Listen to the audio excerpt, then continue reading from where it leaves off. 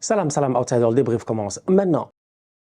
L'Argentine se qualifie aujourd'hui pour la finale de la Copa América après une victoire 2-0 face au Canada. La vérité, elle est simple, les Argentins se sont qualifiés sans beaucoup trop de problèmes. Je pense que cette équipe du Canada, là, tout au courant de la compétition, elle nous a montré quand même que le football canadien a de l'avenir. Dans quelques années, le Canada, les États-Unis et le Mexique vont tous les trois co-organiser une Coupe du Monde en 2026. Je vous rappelle que lors de cette Copa América, qui était une Copa América qui était organisée par les Américains sur leur sol, ils n'ont même pas été capables de sortir de la phase de poule. Les Mexicains, j'en parle pas. Donc du coup, les Canadiens, si tu regardes bien, c'est quand même le seul représentant nord-américain qui s'est géré tout au long de la compétition. Tout au long de la compétition, cette équipe du Canada, elle a eu l'occasion de jouer aussi à l'extérieur. Parce que ça aussi, c'est un autre fait qu'on ne peut pas enlever. Nous qui étions là, on a vu les matchs du Canada. Non seulement l'arbitrage a tout simplement à chaque fois été catastrophique, mais au-delà de cela, la plupart des adversaires contre lesquels ils ont joué avaient plus de supporters dans les stades. Vous-même, vous connaissez les grosses communautés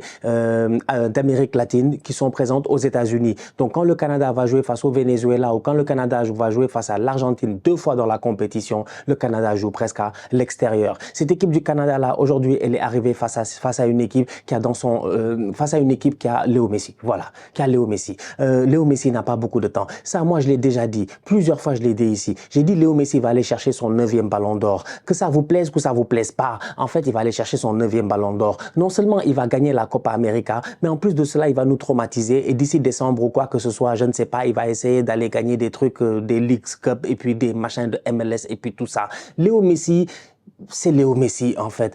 Même quand il ne joue pas bien, son équipe est capable de le porter ou Emiliano Martinez, le gardien, va sortir une top performance. C'est ce qui s'est passé la dernière fois. Nous tous, on l'a vu en quart de finale. Donc du coup, Léo Messi arrive aujourd'hui. La dernière fois, il était blessé. Aujourd'hui, il ne fait pas un match exceptionnel, un match extraordinaire, mais il réussit à claquer son but. Et là, encore une fois, j'ai envie de parler du Canada parce que le Canada perd ce match 2-0. Pourquoi? Parce que non seulement l'Argentine, c'est l'Argentine, ils sont champions du monde, ils ont Léo Messi, ils ont les meilleurs joueurs et tout ça, mais le Canada n'a pas d'expérience.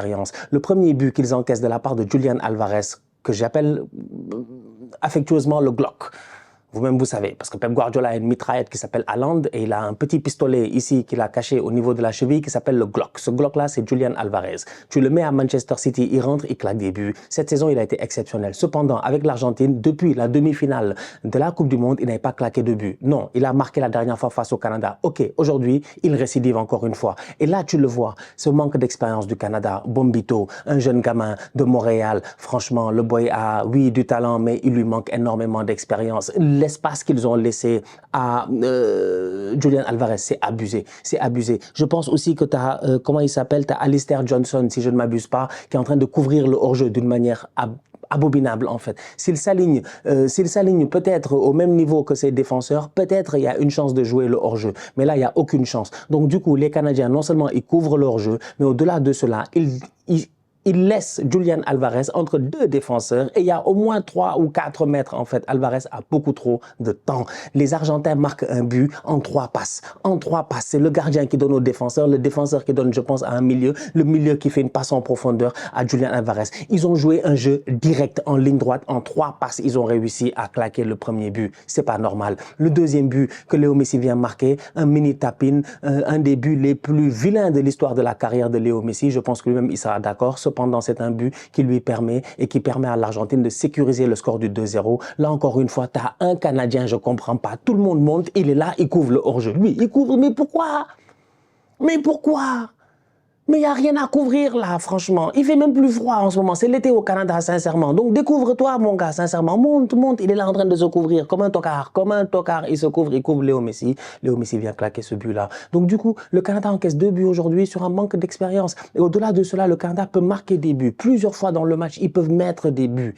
Ils jouent bien. Je pense qu'on a eu l'occasion, pour ceux qui ont eu l'occasion de voir la Copa América, pour ceux qui sont restés très tard durant cet été à regarder les matchs de Copa América et qui ont eu l'occasion de voir le Canada, je pense qu'on peut être d'accord que c'est une des équipes qui a joué peut-être un des footballs les plus intéressants. Quand tu voyais les matchs du Canada, tu voyais un tout petit peu de football. C'est un football qui est simple, c'est un 4-4-2 très académique en fait, avec un double pivot, 2 ailiers qui vont défendre de temps en temps. Le 4-4-2 se transforme en 4-2-4 dépendamment de leur adversaire et de l'assise qu'ils ont dans le jeu. Donc du coup, c'est un système de jeu, vu qu'il n'y a pas de numéro 10 et vu que tu joues face à une Argentine qui est souvent à 3 au milieu de terrain, ils sont souvent en infériorité. Il n'y a pas de problème jusqu'à présent. Cependant, leur jeu les oblige oblige à jouer de manière très directe. Aujourd'hui, on l'a vu. Et le Canada a besoin d'attaquants. Ils ne peuvent pas continuer comme ça avec des tocards. Franchement, je suis désolé, Kyle Lareno, faut pas nous fatiguer là. Pas nous fatiguer. On peut pas dire que Mbappé c'est un tocard et puis on va dire l'arrêt de...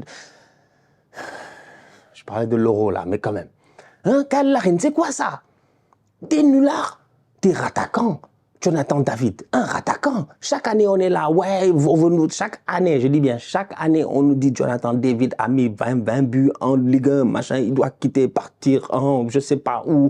Le boy est trop fort à Lille, il marque trop de buts et tout. T'as vu les matchs de Jonathan David? Il va aller où? Il va aller où? Franchement, il va aller où? Aujourd'hui, les Canadiens, plusieurs fois, ils arrivent dans la surface frapper, ils ne frappent pas. En deuxième mi-temps, il y a un boy qui est rentré là, je n'ai pas envie de décorcher son nom, Oluwaseyi. Oluwaseyi est rentré. La dernière fois, il avait fait une belle rentrée. Il rentre 2 occasions, il doit claquer un but. C'est dommage. Au moins un sur les 2. C'est dommage. Emiliano Martinez fait l'arrêt et il claque une tête qui passe à côté. En fait, le Canada peut revenir 2-2. Moi, cette équipe-là, tu la regardes et tu dis un peu plus d'expérience parce que les boys n'ont pas beaucoup d'expérience. Donc, tu joues face à des roublards, des bandits, des tontons, des De Paul. De Paul est là à rentrer dans la tête du boy Ismaël Koné. Jusqu'à Koné va frapper le ballon contre lui parce que Koné ne le connaît pas.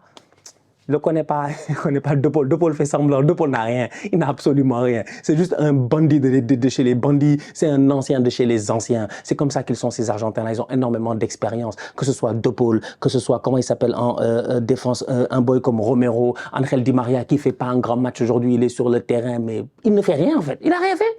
Il a eu un petit lob, il a failli peut-être sur le lob, mais sinon, Di Maria, qu'est-ce qu'il a fait dans le match? Franchement, faut pas nous fatiguer. En fait, c'est une équipe, juste une équipe d'anciens. Ils sont venus, ils ont géré leur match. Ils ont géré leur match parce qu'ils ont joué face à des Canadiens qui sont naïfs, qui sont pas très forts, mais qui ont beaucoup de volonté et qui malheureusement ne savent pas concrétiser. Et c'est comme ça que le match se joue. C'est comme ça que le match se joue en fait. Parce que le Canada peut mettre un but. Je pense que, attends, je suis sûr qu'en termes d'expected goals, on va voir en termes d'expected goals ce que ça donne. Ça donne, ah ouais, quand même, ils sont sévères quand même sur l'expected goals. Ils te disent, bon, 0,80. Bon, on va dire au moins 1. Ouais, peut-être au moins 1. Ils devaient mettre au moins 1. Au moins 1, ils devaient mettre. 1, ils devaient mettre. Tu vois, 1, ils devaient mettre. De son côté, je pense même qu'ils avaient mis 1, l'Argentine aurait mis 2 ou 3. Mais au moins, ça aurait poussé les Argentins, je pense, à élever plus le niveau. Parce que les Argentins, ils ont géré, je trouve, leur match à la hauteur de l'adversaire, tu vois. Genre, ils n'ont pas été repoussés dans les tranchées comme le match, la finale de la Coupe du Monde face à la France ou le match face aux Pays-Bas à la Coupe du Monde. Il y a des matchs où les Argentins, tu les pousses, ils savent accélérer le niveau. Aujourd'hui, ils n'ont pas vraiment accéléré. Messi n'a pas vraiment forcé. 2-3 occasions, 2-3 frappes qui auraient pu rentrer mais qui sont passées à côté. Donc voilà, ça donne une équipe d'Argentine qui se qualifie sans aucun souci en finale de Copa América. Le parcours a été plutôt simple, on peut dire quand même pour les Argentins. Ils n'ont pas volé leur qualification. Ils la méritent largement. Maintenant, on va voir contre qui ils vont jouer de l'autre côté, entre la Colombie et l'Uruguay, ça promet. Mais dans tous les cas, ça va être une grosse finale. Que ce soit Argentine-Uruguay ou Argentine-Colombie, ça va être une très très grosse finale. Je pense que ça va être dans tous les cas une belle finale de football. J'espère que les gars vont jouer au football, qu'ils vont pas se battre, éviter les 25 000 fautes. Aujourd'hui, le match, il n'y avait pas énormément de fautes. Il n'y avait pas énormément de fautes et ça faisait plaisir de voir le ballon circuler un tout petit peu. C'est ça qui manque un peu dans cette Copa parce qu'il y a beaucoup de joueurs talentueux et malheureusement, il y a beaucoup trop d'intensité, j'ai envie de dire, et d'agressivité. Mais les Canadiens, j'espère qu'ils vont apprendre parce que franchement, ils n'ont pas été ridicules. Franchement, la dernière Coupe du Monde, on les a vus face au Maroc, la Belgique et tout. On s'en rappelle, c'était plutôt beau. Même la Croatie, on s'était dit, allez, cette équipe-là, elle n'a pas d'expérience, mais il y a quelque chose. Là, on les voit 1 an plus tard face à l'Argentine et tout. En Copa América, ils arrivent en demi-finale, ils battent des belles équipes sud-américaines. Ils s'en sortent quand même dans un groupe difficile où tu as le Chili et tout ça. Tu dis quand même, oh, faut les respecter, ces Canadiens-là. Donc, ils arrivent, ils perdre face à l'Argentine, que veux-tu? Que veux-tu? Ils ont beaucoup de choses à apprendre, mais globalement parlant, je pense que voilà, ils manquent d'expérience, un tout petit peu manque de talent. Il leur faut un attaquant, un vrai attaquant. Si le Canada avait un neuf là, un gars qui claque des buts, je pense qu'aujourd'hui les Argentins, ils auraient peut-être un peu plus sué. Mais à la fin, la logique a été respectée et la meilleure équipe est passée. Donc, la famille, on se capte très bientôt pour une nouvelle vidéo. D'ici là, on continue à liker, on continue à partager, on s'abonne. On est ensemble, on reste en santé, c'est toujours le plus important. Tous outsiders.